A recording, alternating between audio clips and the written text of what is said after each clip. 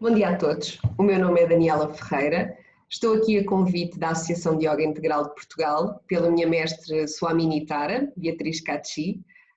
Estou aqui para compartilhar convosco o resultado do meu trabalho de investigação científica depois de ter feito o Masters de Yoga Integral de Portugal, portanto este foi o meu trabalho de Masters.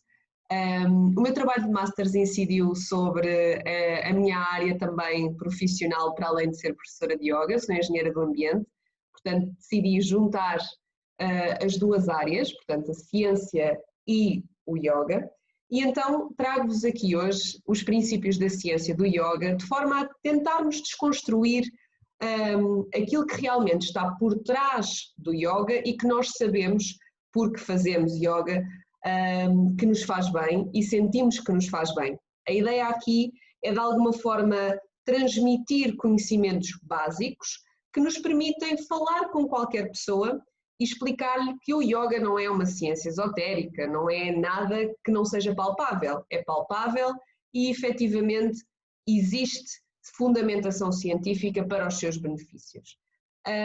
Queria também dizer-vos que, para além de, portanto, professora de Yoga Integral, sou também Relações Públicas da Associação de Yoga Integral de Portugal, faço a gestão da página do Facebook e também alguns contactos pontuais que vamos tendo com algumas entidades, participando em algumas conferências, como é neste caso o caso desta convenção para a qual também me convidaram e que espero que vocês tenham possibilidade de acompanhar até ao fim desta minha apresentação. Posto isto, eu diria que vamos começar, para que possamos dar uma vista de olhos a todo este trabalho que foi feito e que agora partilho convosco. Vamos então começar por olhar ao quem sou eu e porque é que eu vou falar disto hoje. Então, como eu já vos disse há pouco, eu sou engenheira do ambiente de formação, formei-me no Instituto Superior Técnico, tenho mestrado integrado em Engenharia do Ambiente, que terminei em 2012, mas desde o início, desde 2007, pratiquei sempre yoga como uma forma de equilibrar, portanto, ambas as vivências. A formação em Engenharia é uma formação muito técnica, uma formação muito mental, portanto, levada a um extremo, pode acabar por desenvolver algumas pequenas obsessões, compulsões e até alguns problemas de ansiedade pelos quais eu passei. Portanto, de forma a tentar conciliar de forma saudável a exigência que me era pedida no curso e também a necessidade de vivência da vida, como nós a entendemos, encontrei no yoga desde 2007 essa possibilidade de equilíbrio e de reencontro comigo mesma. Portanto, em 2007 iniciei a minha prática, mas foi em 2016 que vim parar à Associação de Yoga Integral de Portugal, na tentativa de poder formar-me nesta disciplina que me parecia tão interessante e que me permitiu equilibrar a minha vida e as minhas vivências. Então, em 2016, decidi ingressar no curso de formação de professores e durante esse ano foi um ano de transformação intenso para mim, da minha vida, e acabei por poder ter a possibilidade de ser formada como professora e, como gostei tanto, mantive o ano a seguir, em 2017, e tirei o curso de Masters de Yoga Integral. O trabalho de Masters final foi este que vos trago hoje, a ciência do yoga. Hoje trago-vos os princípios da ciência para que nós possamos olhar de uma forma mais leve e de forma mais resumida para este assunto, para que possamos ficar já com uma ideia de tudo aquilo que é tão denso, mas ao mesmo tempo de uma forma leve, que nos vai fazer lembrar das próximas vezes que estivermos a praticar. Vamos nos lembrar daquilo que eu também vos vou passar aqui e vai-nos dar um outro olhar sobre o yoga.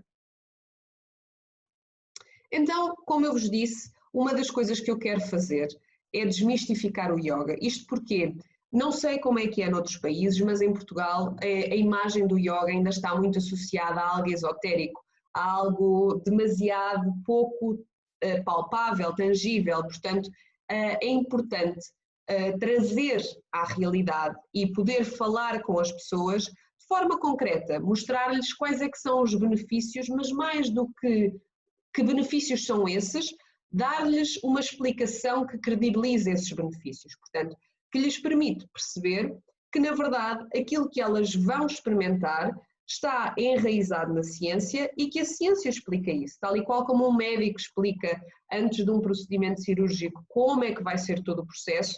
Se nós tivermos a capacidade de explicar de forma simples a uma pessoa o que é que vai acontecer no seu corpo durante uma prática de yoga, a pessoa vai ter mais possibilidade de se sentir confortável com aquilo que vai fazer e por essa razão vai estar mais atento ao seu corpo, vai se calhar até equacionar a prática de yoga do que, por exemplo, não termos a capacidade de o fazer e de explicar, porque pode limitar então a escolha dessa pessoa. Então vamos desmistificar o yoga e vamos mostrar um pouquinho mais, olhando agora com outras lentes. Portanto, nós estamos habituados a pensar o yoga da forma clássica, oriental, e eu convido-vos a olhar para o yoga, não só para o conceito, mas também para a prática, do ponto de vista mais científico. Portanto, vamos colocar aqui as lentes do cientista e vamos olhar então para estes conceitos. Claro que no vosso caso eu não precisaria de vos dar este enquadramento, uma vez que o yoga é algo que vivem, respiram e diariamente lidam com, mas para podermos ir ao cerne da questão, temos que começar no início a olhar para o conceito em si. Portanto, o conceito de yoga, como o próprio nome do sânscrito traduzido indica, significa união. Este conceito já vem mais ou menos de há 3.000 anos atrás, provavelmente mais antigo, à volta de 5.000 anos. Não é possível, como nós todos sabemos, identificar uma altura específica a quando do aparecimento do yoga, sobretudo porque o yoga estava muito enraizado em tradição oral, portanto, transmissão oral através dos Vedas e por essa razão não é possível concretizar, ainda que se saiba que à partida tenha sido aqui no Vale do Indo, que ele foi originário,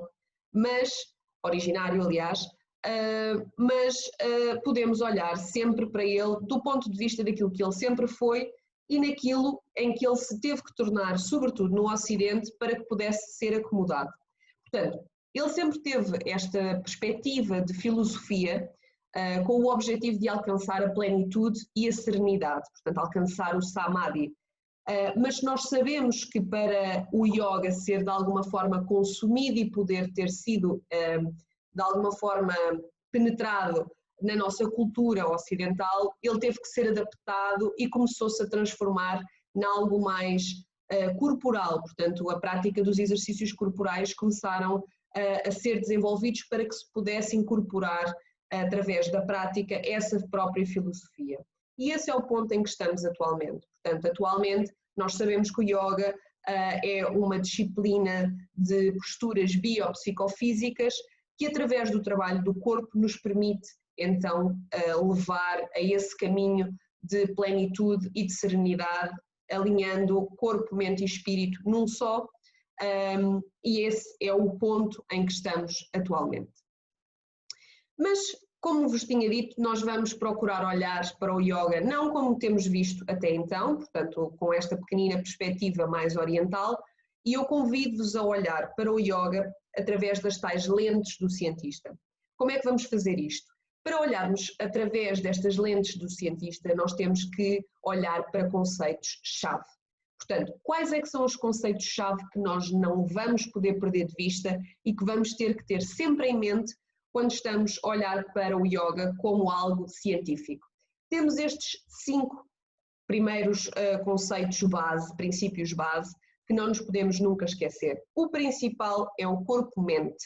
Depois, à volta deste conceito, e de forma muito próxima, surgem o conceito de equilíbrio homeostático, o conceito de epigenética, o conceito de sistema nervoso e o conceito de neuroplasticidade.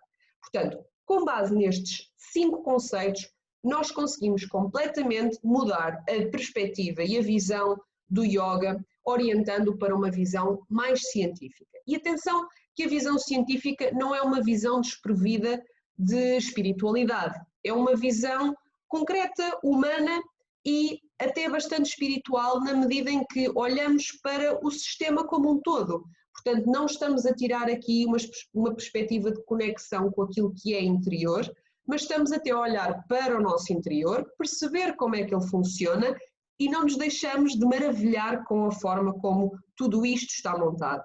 Essa é a principal razão pela qual eu também quero passar a imagem de que a ciência não é algo sem coração. Na verdade, a ciência permite alavancar esse coração, explicando como é que ele funciona, mas não deixando de o fazer sentir. Esse é o principal objetivo também de eu trazer a ciência a este tema.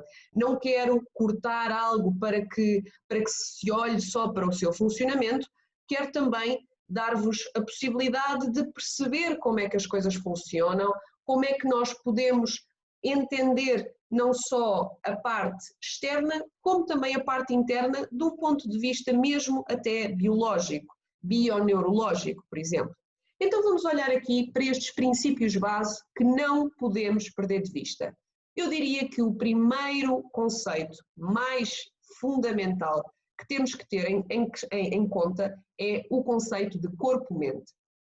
Este conceito foi cunhado pelo neurocientista António Damasio, o qual aconselho a lerem toda a sua obra, mas em particular A Estranha Ordem das Coisas, que foi a última obra publicada por António Damasio, onde é claríssimo não só o desenvolvimento deste conceito, que já vem das suas obras anteriores, mas a noção de que o corpo e a mente não são dissociados. Nós temos o hábito de pensar corpo e mente, mas a verdade é que tudo isto, todo este envelope, funciona apenas de uma única maneira, porque ele é apenas um.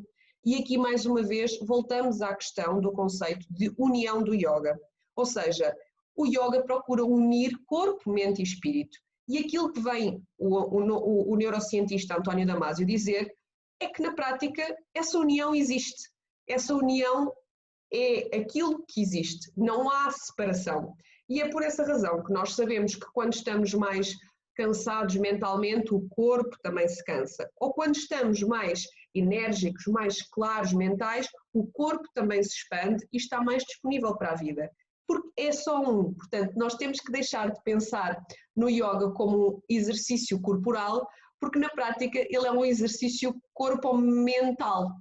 Portanto, temos que perceber que tudo aquilo que vai acontecer e que praticamos no yoga acontece neste tal invólucro que vamos passar a chamar corpo-mente, porque ele, na prática, é a junção destas duas coisas que nós falamos de forma dissociada, mas que concretamente e cientificamente são, e está provado, que é apenas um.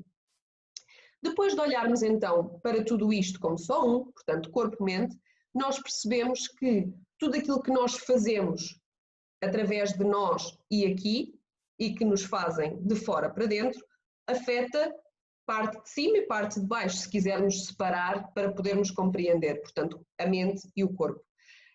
Mas como tudo se passa aqui, não é? Como o corpo-mente é o veículo que nós temos de comunicação, não só com o interior, como também com o exterior, nós temos que perceber então os outros conceitos que tocam o corpo-mente. Vamos então olhar para o equilíbrio homeostático. O equilíbrio homeostático é um princípio que vem da origem da célula. A célula tem duas funções, crescer e reproduzir-se. Sempre. Ela não precisa que lhe digam, ela não precisa que alguém a motive, ela vai ter sempre o princípio de crescer e reproduzir-se. E como é que ela faz isto? Ela vai fazendo isso, fazendo a leitura do ambiente que está à sua volta e adaptando-se a esse ambiente. Sempre que ela se adapta a esse ambiente, ela está a entrar num novo estado de equilíbrio. Então, esta capacidade de equilíbrio homeostático é a capacidade que a célula tem de se adaptar à circunstância do ambiente exterior. Imaginemos, tal e qual como eu tenho aqui este exemplo, temos bactérias, portanto, As bactérias, que nós tipicamente, bactérias más, porque também existem bactérias boas, se as tratarmos com um antibiótico, nós vamos tentar matá-las. O que é que acontece? Como a célula quer resistir, ela vai desenvolver internamente capacidades no seu ADN para resistir a esse antibiótico. E ela vai se adaptar, entrando nesse novo estado de equilíbrio, para conseguir tornar-se resistente e continuar a proliferar. Então, esta capacidade de equilíbrio homeostático é a capacidade que não só as células têm, mas nós temos, porque somos formados por células, de nos adaptarmos à mudança e entrarmos num novo estado de equilíbrio sem que morramos ou sem que tenhamos problemas de maior. Vamos supor, estamos num dia solarengo, suamos e por qualquer razão apanhamos correntes de ar e constipamos-nos. Nós estávamos num estado de equilíbrio, digamos assim, saudável, e de repente vem uma constipação que nós temos que combater. E o nosso corpo vai combatê-la porque ele sabe que aquele vai ser outro momento de equilíbrio e ele vai, de alguma forma, providenciar as ferramentas necessárias para combater essa infecção. Pronto. Portanto, este é o segundo conceito. Vamos para outro conceito, que é o conceito de epigenética. O conceito de epigenética é um conceito que também é muito, muito importante quando olhamos para o yoga do ponto de vista científico, porque é aquele que nos diz que, na verdade, nós não somos só os nossos genes. Ou seja, significa que os nossos genes são influenciados por aquilo que fazemos. Até então nós achávamos que éramos condenados pela genética do nosso pai, da nossa mãe, e não tínhamos hipótese nenhuma de podermos divergir daquilo que nos traziam. A verdade é que essa componente é uma componente importante e ela acontece, mas nós podemos influenciar os nossos genes através daquilo que fazemos. Portanto, através da prática, por exemplo, de exercícios respiratórios, nós conseguimos aumentar a nossa capacidade pulmonar, porque os nossos genes, à medida que vão sendo praticados, vão se expressando de forma a termos cada vez mais capacidade pulmonar, como é o caso dos nadadores de alta competição. Temos que olhar ainda para mais dois conceitos. Um deles é o sistema nervoso, do qual não podemos fugir, porque o sistema nervoso é aquilo que nos permite sentir, portanto, é aquilo sobre o qual o yoga atua. O yoga só atua e só nos faz ter sensações e de alguma forma sentir alguma coisa porque existe um sistema nervoso. O sistema nervoso é o caminho que nos permite, de alguma forma, levar até às extremidades, levar até do cérebro até ao corpo, todas as sensações e todas essas sensações são codificadas através de impulsos elétricos. Se não tivéssemos sistema nervoso, não sentíamos, não tínhamos a capacidade de perceber o que se passa no exterior, o que se passa no interior e, por essa razão, estávamos inanimados. Este sistema nervoso, de uma forma simplista, pode ser dividido em sistema nervoso autónomo e sistema nervoso, portanto, o sistema nervoso central. E temos aqui, olhando para o sistema nervoso autónomo, o sistema nervoso simpático e o parasimpático. E o que é que acontece nestes dois ramos deste nosso sistema nervoso autónomo e que funcionam, entre aspas, sem nós pedirmos, e ainda bem. O sistema nervoso simpático é responsável pela parte de luta ou fuga, portanto, quando nos sentimos ameaçados, o sistema nervoso dispara a adrenalina, dispara toda a capacidade de nós reagirmos a uma situação. Enquanto que o sistema nervoso parasimpático é responsável pela resposta de calma, ou seja, quando há uma situação em que o corpo precisa de relaxar, o sistema nervoso parasimpático é ativado. Mais uma vez, temos aqui como exemplo a capacidade de sentir diferenças de temperatura. Se não tivéssemos o sistema nervoso, não conseguiríamos sentir essas diferenças, entre tantas outras coisas que não poderíamos sentir, como por exemplo o amor.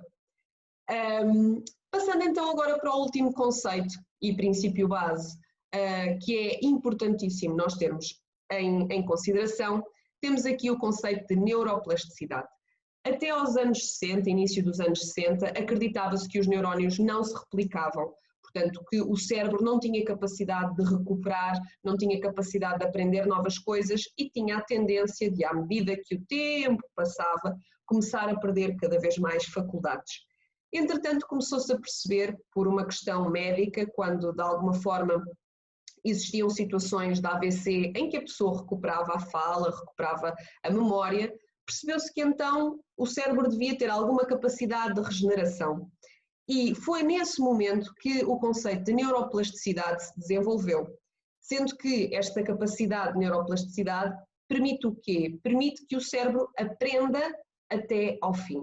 Ou seja, o cérebro, se for utilizado como um músculo e se for trabalhado a nível cognitivo, se for trabalhado a nível psicomotor, portanto, vai sempre, sempre, sempre até ao fim aprender. Razão pela qual, se nós fizermos yoga, tanto com 60 anos como com 90, o próprio cérebro vai aprender sempre qualquer coisa. Naturalmente que à medida que o tempo vai passando, o cérebro vai perdendo cada vez mais plasticidade, capacidade de incorporar novas aprendizagens, mas quanto mais se pratica, mais uma vez, mais genes aqui da epigenética estão a ser gerados e nós vamos conseguindo ter mais capacidade neuronal e por isso perder cada vez mais tarde as faculdades. Posto isto, olhando para estes princípios base, isto é o fundamental para vermos agora a prática de uma outra forma, que é a próxima fase desta apresentação. Então, de forma muito simplista, e vocês já sabem de todo isto, a constituição básica de uma aula de yoga passa por 3 partes. Temos a parte do pranayama, da respiração consciente, temos a parte dos asanas, a parte dos movimentos e das posturas biopsicofísicas e a parte do relaxamento, que permite a integração e recuperação do corpo-mente. Vamos então passar por estas partes todas e vamos ver a ciência de cada uma delas. O que é que está por trás dos efeitos que nós sentimos no pranayama? O que é que está por trás dos efeitos que nós sentimos nos asanas? E o que é que está por trás dos efeitos que sentimos no próprio relaxamento? E vamos olhar então para estas 3 partes do ponto de vista científico. Então, vamos olhar para a ciência da respiração. Na prática, respirar é um processo involuntário, portanto, nós não temos que pensar para respirar.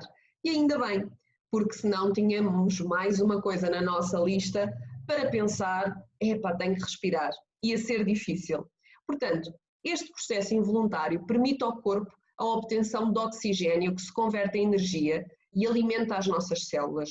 Sem a respiração, as nossas células não podiam fazer aquilo que elas sabem fazer de melhor, que é crescer e reproduzir-se. E nós não podíamos crescer como um corpo, portanto, não nos podíamos desenvolver. Respirar é fundamental. Sem respiração, nada funciona. Por essa razão, o que acontece é que no pranayama, nós fazemos aqui damos uma força adicional a este processo que é tão fundamental para o nosso bem-estar e para o funcionamento básico do nosso corpo. Nós tornamos este processo um processo voluntário. Portanto, somos nós que controlamos a respiração. E podemos controlar a respiração através do ritmo, através da frequência e através da profundidade, fazendo uma respiração baixa, uma respiração média, alta ou intercostal. Então, porquê é que respirar conscientemente funciona? Porque a respiração está diretamente ligada ao nosso sistema nervoso periférico ou autónomo e, por essa razão, quando modificamos a nossa respiração, estamos a modificar a nossa resposta nervosa. Portanto, é como se, ao respirar, estivéssemos a fazer uma massagem ao nosso sistema nervoso. Porquê? Porque ao massajar o nosso sistema nervoso, nós estamos a alterar os nossos estados emocionais. Da mesma maneira que sentimos que uma respiração mais longa e profunda acalma e estimula o sistema nervoso parasimpático, também sabemos que quando estamos muito acelerados e com uma respiração clavicular, superficial, estamos muito ativos e por essa razão o nosso sistema nervoso simpático, que é responsável pela resposta de luta ou fuga, está-nos a desencadear uma resposta de stress que nós precisamos para irmos ao combate. Então, o que acontece, como vos tinha dito, é que o pranayama, ou seja, as respirações conscientes, massajam diretamente o sistema nervoso, interagindo com ele e modificando. Portanto, quanto maior a prática, à medida que vamos respirando cada vez mais conscientemente, estamos a solicitar cada vez mais músculos e os músculos estão a aprender a respirar dessa forma. E por isso essa informação vai ser passada aos nossos genes. Daí que nós consigamos ver, e existem estudos que apontam nesse sentido, que após práticas de anos de yoga, as próprias pessoas desenvolvem nos seus genes respirações ou possibilidade de respirar de forma mais calma, os pulmões alargam, a capacidade respiratória aumenta, exatamente porque houve esta prática, os músculos foram solicitados, ficaram com essa informação na sua memória muscular e por isso vão integrando dentro do seu próprio corpo. Então, os nossos genes efetivamente modificam-se e atualizam a sua resposta para uma resposta de maior calma perante situações de stress.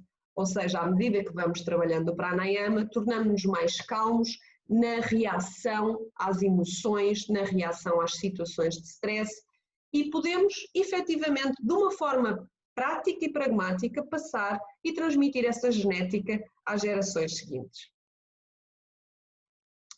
Então, para além disso, nós sabemos que uma melhor oxigenação garante uma menor resposta inflamatória, ou seja, o corpo-mente fica mais disponível para que os órgãos cumpram as suas funções, porque têm energia à sua disposição. Então fica tudo mais fácil. Respirar torna tudo mais fácil. Pensar, mover, criar, recuperar de doenças. Porquê? Porque promove um melhor equilíbrio homeostático. As células têm algo que precisam, que é o oxigênio, para poderem fazer as suas funções. Se estivermos a falar de células que sejam células do sistema imunitário, que permitem combater doenças, o facto de elas terem oxigênio à sua disposição tem a sua energia que lhes permite depois então fazer as suas funções. É como nós, se estivermos com fome, temos dificuldade em fazer as tarefas que nos dão, mas se nos alimentarmos antes de fazermos as tarefas, sentimos-nos com energia e conseguimos de alguma forma, de forma saudável, realizar essas tarefas. A energia das células é dada através do oxigênio, porque o oxigênio entra na reação química que faz com que as células possam produzir energia. Sem oxigênio, sem respiração, a célula fica mole, digamos assim. Então, o corpo-mente encontra mais facilmente o seu novo estado de equilíbrio, respirando, portanto, fazendo essas respirações conscientes. Quanto mais vezes se praticar a respiração consciente, maior a relação da aprendizagem do cérebro e estes movimentos vão surgir de forma automática, vamos integrando estes movimentos em momentos de maior ansiedade. Vamos aprender a reagir em momentos de maior ansiedade com mais calma. Então agora vamos olhar para a parte dos asanas. Vamos então olhar para a ciência do movimento. O que é que está por trás dos benefícios que nós sentimos quando fazemos então estes asanas? Então, como vimos, todos temos um corpo-mente e é através dele que interagimos com o mundo. Portanto, o corpo foi feito para mexer. E se o corpo não se mexe, o corpo fica rígido, fica tenso e ele inflama. Não funciona de forma saudável. Então, o que é que existe de tão importante dentro do corpo que o faça ter essa necessidade de se movimentar? É aquilo que nós esquecemos que temos, mas que é aquilo que nos permite movimentar de todas as formas e feitios, que é a nossa coluna vertebral. A nossa coluna vertebral protege e está diretamente ligada ao nosso sistema nervoso. Como podemos ver, todos estes pequeninos fios, digamos assim, são o nosso sistema nervoso, que está diretamente ligado a vários órgãos. Portanto, aqui em cima temos ligado às nossas glândulas salivares, nesta zona mais ligada à nossa traqueia e aqui à nossa entrada dos pulmões, na zona mais central ligada ao nosso coração e assim sucessivamente. Portanto, tudo o que nós temos, digamos, por trás da coluna está ligado diretamente a ela através do sistema nervoso e interage diretamente através do sistema nervoso. Porquê é que a coluna vertebral é tão importante? Porque ela protege, lá está, o sistema nervoso de danos, portanto, e permite o comando dos órgãos internos. Ao movimentarmos então a coluna, na prática o que estamos a fazer é estimular e a massajar não só o nosso sistema nervoso, mas porque estamos a estimular o sistema nervoso, estamos a movimentar e a mexer diretamente com os nossos órgãos internos. Ou seja, isto está tudo ligado. Quando nos movimentamos, estamos a mover tudo o que está lá dentro. Portanto, é pensarmos no corpo-mente, mais uma vez, como algo único. Então, olhamos aqui agora para a nossa coluna e as partes da nossa coluna e vamos olhar que partes do sistema nervoso é que estão relacionados com as várias partes da coluna. A nossa parte cervical está diretamente ligada ao sistema nervoso parasimpático, responsável pela resposta de calma, da mesma maneira que a nossa zona lombar e a nossa zona sacral. É daqui que partem as terminações nervosas do sistema nervoso parasimpático. Na parte mais central, na parte torácica, temos o sistema nervoso simpático. Portanto, o que acontece é que, quando nós estamos a movimentar a nossa cervical, estamos a estimular uma resposta de calma, da mesma maneira que a nossa lombar e a nossa sacral, porque o sistema nervoso parasimpático parte daqui. Quando estamos a fazer respirações ou movimentos que trabalham mais a nossa parte torácica, nós até sentimos, o coração acelera mais, os pulmões também irrigam mais. Então estamos a ativar o sistema nervoso simpático, que é o responsável pela resposta de stress. E o stress não precisa de ser mau, o stress só é mau quando é em excesso. É o stress no sentido de nos dar aquela energia que nos permite lidar com alguma coisa que está para acontecer. Então, mais uma vez, como vos disse, sempre que nos movimentamos, estamos a estimular órgãos internos e o sistema nervoso. Ao fazermos isso no yoga, estamos a trabalhar a parte dos asanas e, por essa razão, uma aula de yoga deve massajar toda a coluna, como nós vimos há pouco, para conseguirmos este equilíbrio entre sistema nervoso simpático e sistema nervoso parasimpático, para que nós possamos ter um equilíbrio e uma resposta adequada em cada uma das situações. Nós precisamos de estar ativos quando precisamos de responder a situações imediatas e precisamos de estar calmos para lidar com situações mais complexas. Por isso é importante que a resposta do sistema nervoso parasimpático e do simpático funcione de forma saudável. É importante também saber que eles funcionam como um botão de on-off. Quando o sistema nervoso parasimpático está ativo, o sistema nervoso simpático não está. Por essa razão, quando estamos com uma resposta de calma, a resposta de stress está mais inativada. E o mesmo acontece ao contrário. Por isso, quando o yoga trabalha mais e está preparado e está desenhado para estimular mais o sistema nervoso parasimpático, faz com que nós, no final, tenhamos uma resposta de relaxamento e de maior calma. Então, uma aula balanceada, bem balanceada, deve ter 7 tipos de posturas. Uma flexão lateral, torção, anteflexão, retroflexão, muscular, equilíbrio e uma invertida.